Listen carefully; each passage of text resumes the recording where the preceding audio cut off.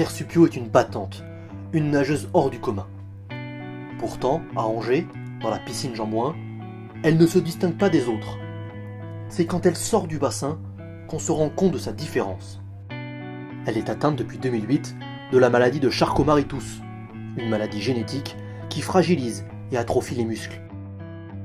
Un bouleversement pour celle qui a raflé les titres il y a déjà 30 ans.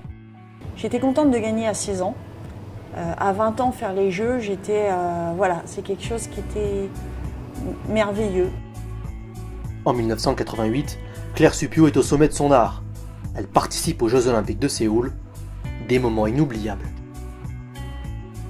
J'ai pas gardé beaucoup de souvenirs, mais ça, en fait, c'était le village olympique en 1988. Et puis ça, c'est la veste de l'équipe de France.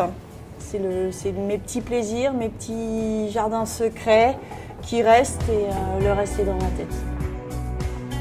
Après avoir arrêté la natation pendant près de 30 ans, Claire Supiot est de retour dans les bassins, avec dans un coin de sa tête l'envie d'écrire une nouvelle page dans l'histoire des Jeux Olympiques. Ce qui me motive d'aller à Tokyo, c'est d'être la première athlète française, voire mondiale, à avoir fait les Jeux en 1988 valide en tant que valide et de pouvoir les faire 30 ans après en tant que personne handicapée en paralympique.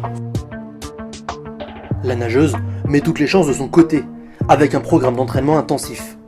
5 fois par semaine, elle enchaîne les longueurs. 6 km par jour, soit 4 heures d'effort. Comme tous les sportifs de haut niveau, le passage à la salle de musculation est primordial. Mais pour Claire, il est obligatoire. Sa maladie génétique, qui touche environ 30 000 personnes en France, ne lui accorde aucun répit. Les efforts qu'elle effectue au quotidien l'aident à atteindre tous ses objectifs, aussi bien en tant que sportive qu'handicapée.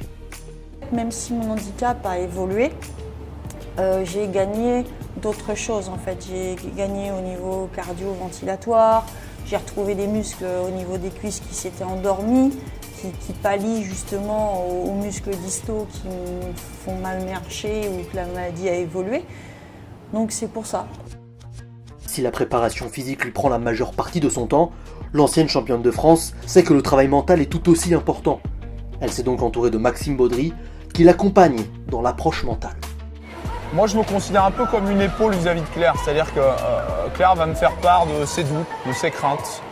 L'idée, c'est on a globalement une séance par semaine, où là, on va énormément dialoguer, on va mettre en place des exercices, on travaille beaucoup sur la relaxation, la gestion du stress, maîtriser ses peurs. La nageuse et son coach ont noué une relation de confiance. Maxime a développé une démarche différente avec Langevin, la seule sportive handicapée qui l'entraîne. Claire est vachement portée sur les émotions, sur les sensations. Et du coup, mes interventions avec Claire vont vraiment être basées, axées sur ce qu'on va appeler la proprioception, c'est-à-dire être capable de ressentir certaines choses au niveau de la natation. Elle a cette capacité, par exemple, à ressentir le placement d'un bras qui n'est pas dans l'axe du corps. Donc elle a cette sensibilité qu'elle a développée du fait de sa pathologie. Son entourage n'est pas le seul pilier dans sa quête olympique.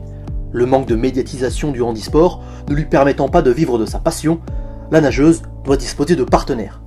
Handy House, agence immobilière angevine spécialisée dans le logement adapté, est fière de l'aider dans son rêve olympique. Je suis complètement admirative de cette carrière-là, de cette volonté de faire, et puis de la difficulté qu'il peut y avoir aussi entre cette notion de professionnel à côté, parce que malheureusement dans le handisport sportif, c'est du bénévolat. J'ai envie de dire, qui c'est qui aujourd'hui le fait avec cette volonté de faire et puis d'avoir envie d'aller jusqu'au bout, de se battre.